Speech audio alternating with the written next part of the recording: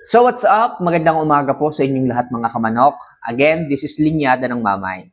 So nandito tayo upang mag-share na naman ng panibagong kaalaman o sumagot sa inyong mga bawat katanungan. Sabi ko palagi sa inyo, kahit sino ka pa, newbie ka pa, matanda ka, bata o matagal ka na sa pagmamanok, kung meron ka pa rin katanungan tungkol sa pagmamanok, nandito lang ako para sa inyo.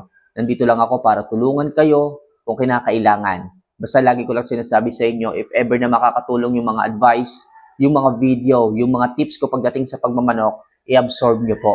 At sa mga panahon naman na alam nyo hindi makakatulong at meron kayong ibang sistema pagdating sa inyong manukan, wag nyo lang pong i-absorb. Okay? Para maliwanag po tayo. Sana po pagdating sa pagmamanok, open-minded po tayo, okay, na makinig tayo sa bawat isa. Kasi po mga kamanok, kahit sabihin natin na itong isang kaibigan natin, backyard breeder, baguhan lang to, may makukuha at makukuha tayong tips na galing sa kanya. Hindi man lahat, pero meron talaga. Ang sa atin lang, matuto tayong makinig, matuto tayong rumispeto sa kung anumang sistema, okay, pagdating sa pagmamanok ng bawat isa. Alright? So mga kamanok, bago po natin simulan, isa lang palagi ang aking hinihiling sa inyo. Kung nakakatulong yung mga advice ko, huwag niyo sana kalimutan na mag-subscribe, mag-like, at mag-comment na rin sa ibaba ng video na to kung merong katanungan, okay, pagdating sa pagmamanok. So, ano ba yung unang katanungan natin? Ito galing kay JM Place. Idol, nagagamot pa ba ang Marex? Sana po mapansin mo, ang tagal ko na pong nakasubscribe sa'yo. Salamat po. Okay? So, sa mga solid subscribers natin, mula noong 2020 hanggang ngayon, nakasubscribe at nanonood sa atin, maraming salamat po. So, JM Place, ito yung kasagutan sa tanong mo. Ang Marex po mga kamanok, yan po ay nauuwi sa sa limberneck. Yung mga marex po na manok o yung mga manok po na may marex, makikita niyo po parang nag-i-split, nalulumpo po yung mga ganyan. Okay, pag nagtagal po yan, makikita po ninyo yung kanilang mga lieg nagtutwist hanggang sa mauwi na po sa limberneck. Pag limberneck po naman, nakagano na po ang ulo. Nagtutwist na po hanggang sa hindi na po sila makakain. Yan po ay dahil sa mga decay body of insects, ng mga palaka, yung mga nabubulok na katawan ng palaka, maaari pong nakakain nila sa ranging, o kaya naman yung mga insekto, nakakain nila yung mga decay, yung nabubulok na katawan ng mga insekto, o kung ano pa man. Yan po ang dahilan, para po silang na food poisoning, ayun, para pong na food poisoning yung ating mga alaga kapag kaganyan. Pero wag po kayong mag-alala, meron po tayong maaaring igamot dito. Yakult at asin po, yun po ang ipainom ninyo araw-araw. Makakatulong po yan. Okay? So, ganyan lang po yung kadali. Alright? So, next question po tayo. Ito galing kay Richel Gutierrez.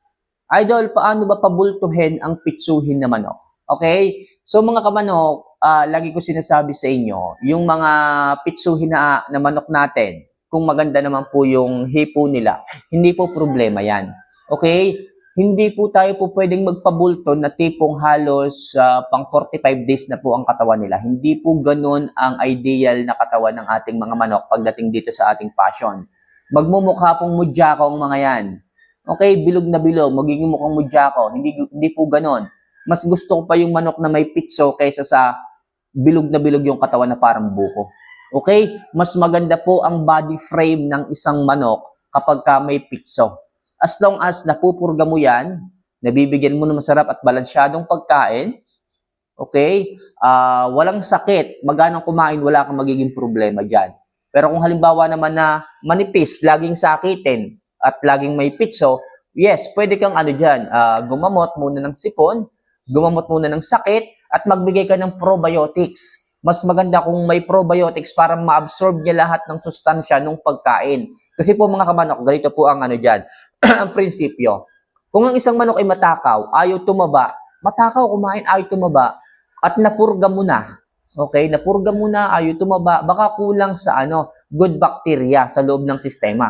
Pwede kang magbigay ng Yakult, pwede kang magbigay ng fermented plant juice, pwede ka rin magbigay ng fermented Jackie Oats. Maalin dyan. Basta lang malagyan natin ng good bacteria, yung kasi makakatulong mga kamamay para ma-absorb niya lahat ng nutrients galing sa pagkain. Walang bulate na purga mo na.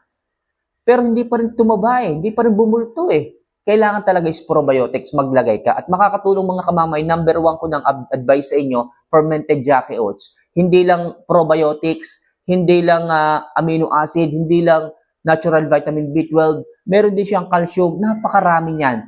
As in, all in na mga kamanok. Lahat ng kailangan mo sa suplemento kayang ibigay ni fermented Jackie oats. Subukan niyo po yan. Okay? Kaya pagdating sa inyong mga mapitsong mga alaga, sa mga payat na mga alaga, subukan niyo po si fermented Jackie oats. Makakatulong po yan.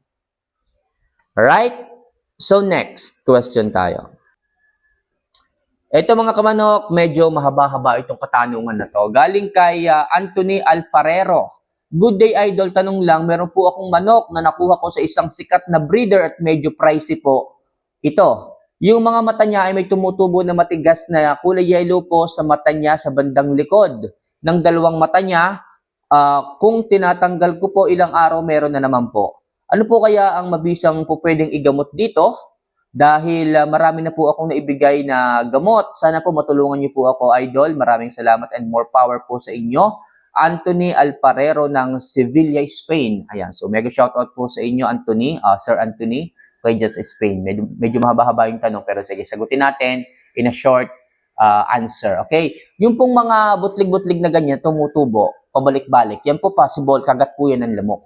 Okay? Kahit po yan ay tanggalin ninyo, kinabukasan, bumabalik kasi kinakagat ng lamok, yung infection nandun.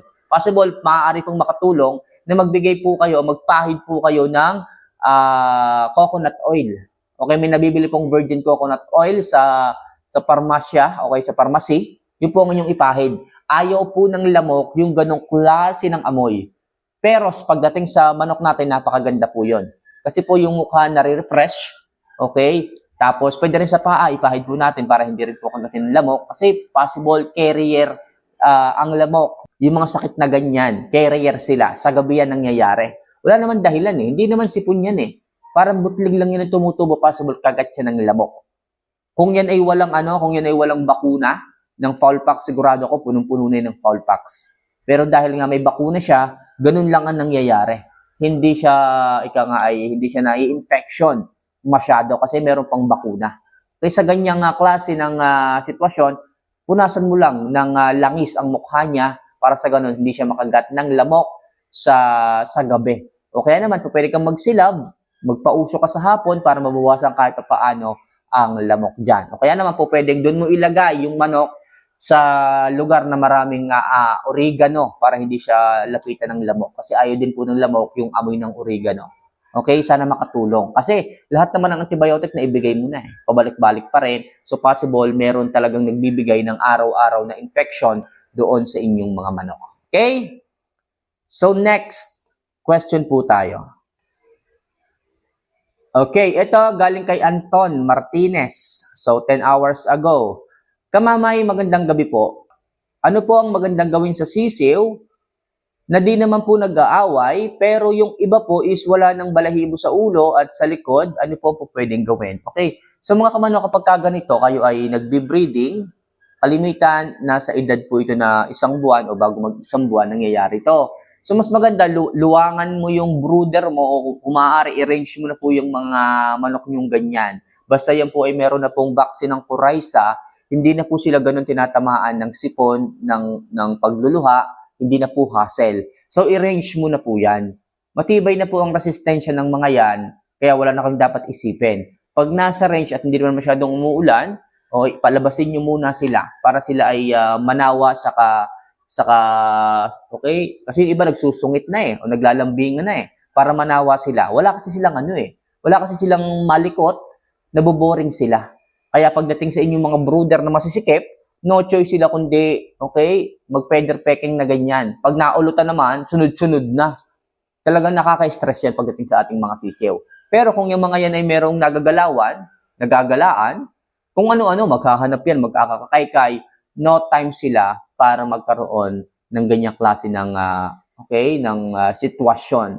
Kaya magandang gawin, lawakan mo ang kanilang brooder o something na maglagay ka ng malilikot, pwedeng dahon ng malunggay sa kanilang brooder o pwede kang maglagay naman ng tawag dito, yung separation ng brooder. Okay? Yung unang pitak, meron siyang screen, yung green screen, tapos yung loob naman, merong rice hull, tapos maaari silang magkaskas doon. Maghanap sila ng pagkain po, pwede po yon. Mag-DIY ka o mag-customize ka ng ganung brooder. Hindi yung isa lang na chicken wire lang, talagang magpe-feather pecking. Okay? So maliwanag po tayo dyan, kamamay. So maglagay ka lang talaga ng separation na kung saan magkakaroon sila ng pagkakabisihan. So last question muna tayo mga kamanok. Okay, last question tayo. Okay, ito galing kay Billy Joe Beldad. Ayan, tanong lang po kamamay, pag binigyan mo po ng Super Amino Flex, pati ba Jackie Oats, pwede mo pang pati ba Jackie Oats pwede mo pa ding bigyan? Okay, kasi pareho na silang may amino acid noon. Baka hindi na magbalanse ang katawan ng manok, maaaring sumobra na siya sa amino acid pag pinakain ng Jackie Oats at pinainom ng Super Amino Flex. Salamat po kamamay. Okay? So, napakaganda ng katanungan ni Billy Joe. Okay? So, si Super Amino Flex, rich in amino acid. At the same time, si fermented Jackie Oats, rich in amino acid din po ito. So, ang pagkakaiba nila, itong isa, supplement, itong isa, natural food. Pagkakaiba rin ang pagkakaiba rin nila, itong isa, Super Amino Flex, focus lang sa amino acid. While si fermented Jackie Oats, hindi lang stay amino acid. Natural vitamin B12, enzyme, calcium, and probiotics. Kaya mga kamanok, kung sakaling magbibigay ka ng fermented Jackie Oats at magbibigay ka rin ng Super Amino Flex, hindi yan magsosobra-sobra. Okay? Kasi po yung katawan ng manok, maaari po niyang bawasin yung sobrang amino acid at kanyang idudumi lang. Pero yung kayang ibigay na iba't ibang sustansya ni fermented Jackie Oats, yun po ang i-absorb ng ating mga alaga. Kaya kahit pagsabayin mo yan, walang problema. At saka ang maganda rito, magkaiba sila ng ng kategory. Yung sa pagkain, yung sa suplemento. Wala kayong magiging problema diyan. Ang magiging problema niyo lang kung ito suplemento, kung ito suplemento rin. Kung ito naman pagkain, kung ito pagkain din. Halimbawa naman, magbibigay ka ng dog food, tapos may Jackie Oats ka pa, yun ang hindi ko po pwedeng i-advise sa inyo. Kasi baka masyado namang tumaba yung inyong mga alaga, okay, pagdating sa pagpapabulto ninyo. Okay? So sana makatulong mga kamanok ang simpleng advice, simpleng mga video at simpleng pagsagot ko sa inyong mga katanungan. So sa mga gustong magtanong, willing po akong sumagot. Feel free lang po, wala namang bayad. Lagay nyo lang po sa comment section at ako pong bahala sumagot niyan sa mga susunod na video na gagawin natin. Muli, this is Linyada ng Mamay. See you for our next vlog. Mahal ko po kayo. Paalam.